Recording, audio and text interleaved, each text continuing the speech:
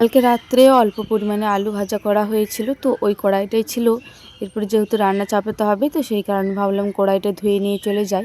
ওইদিকে দিদিভাই ভাতটা চাপিয়েছে, তো তখনকে ভাবলাম যে আমি কড়াইটা ধুয়ে নিয়ে চলে যাই।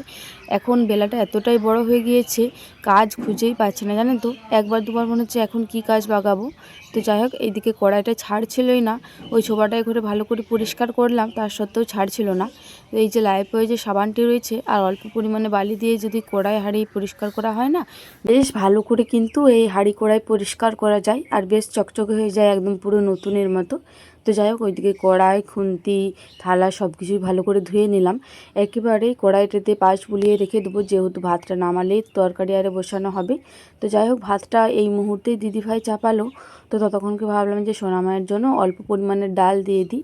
এই কিছুদিন হলো সবজি দিয়েই খাচ্ছে, তো আজকে ভাবছি যে ডালটা দেবো। তো যাই হোক, ডালটা আমি দু রকমের দিয়েছি, মুগে আর মুসুরিতে, ভালো করে ধুয়ে ভাতের হাঁড়িতে দিয়ে দিলাম। এখন রান্নার থেকে আমি ছুটি পেয়েছি সেটাও বলতে পারেন, কারণ এখন রান্নার দিকটা দিদিভাই বেশিরভাগ সামলে নিচ্ছে। তো যাই হোক, এখন আমি ফাঁকা ছিলাম, তো সেই ফাঁকে সোনামাকে কলা পাকাটাও খাইয়ে দিলাম। মুহূর্তে ভাতটা হলো, তো দিদিভাই ওইদিকে নামাচ্ছে। আমি ভাবলাম এইদিকে ততক্ষণকে সোয়াবিনটা ভেজে রেখে দিই। আজকে সোয়াবিনে আলুতে তরকারি হবে, আর পেঁয়াজে আলুতে বেগুনে ঝাল দেওয়া হবে, আর টমেটোর চাটনি হবে। তো ওইদিকে সোনামাকে তো খাইয়ে দিয়েছি খাবার, তো ওর তো পেট ভর্তি রয়েছে। তো সেই কারণে ভাবলাম আমি এইদিকে চাপিয়ে দিই ততক্ষণকে, তাহলে দিদিভাই সোনা বাবাকে খাওয়াতে পাবে। তো তেলের মধ্যে অল্প পরিমাণে পাঁচফোড়ন, লঙ্কা ফোড়ন আর পেঁয়াজটা দিয়ে দিলাম।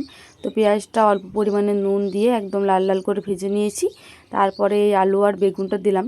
আলু আর বেগুনটাতেও পরিমাণ মতো নুন আর হলুদ দিয়ে ভালো করে কষিয়ে নেব। ওই 3 থেকে 4 বার মতো ঢাকা চাপা দিয়েছি, এরপরে তলাতে লেগে লেগে যাচ্ছে। এরপরে এই যে বাটনাটা পেস্ট করে রেখেছিল দিদিভাই, এই বাটনাটিও দিয়ে দিলাম। বাটনাটি দেওয়ার পর খুব বেশিক্ষণ কষানো যাবে না, না হলে একটু তিতকুটে ভাব হয়ে যাবে। এরপরে পরিমাণ মতো জল দিয়ে ঢাকা দিয়ে দেবো। এখন ঘড়ির কাঁটায় ওই 9:45 মতো বাজে। এই মুহূর্তে রান্নারে সব কিছু কমপ্লিট হয়ে গিয়েছে। তো ওইদিকে সোনামা ঘুমাচ্ছিল, তো সেই কারণে ভাবলাম আমি স্নানটা সেরে চলে আসি। আজকে যেহেতু মাথায় ডুব দিয়েছি, তো সেই কারণে তো একটু বেশি টাইম লাগবে। তো সেই কারণে সোনামায়ের পাপাকে সোনামায়ের কাছে বসিয়ে দিয়ে গিয়েছিলাম।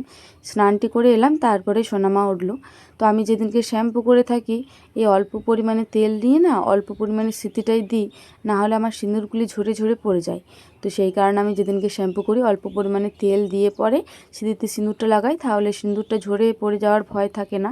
সিঁদুরটি বেশ ভালো মতন সিঁথিতে ধরে বসে থাকে।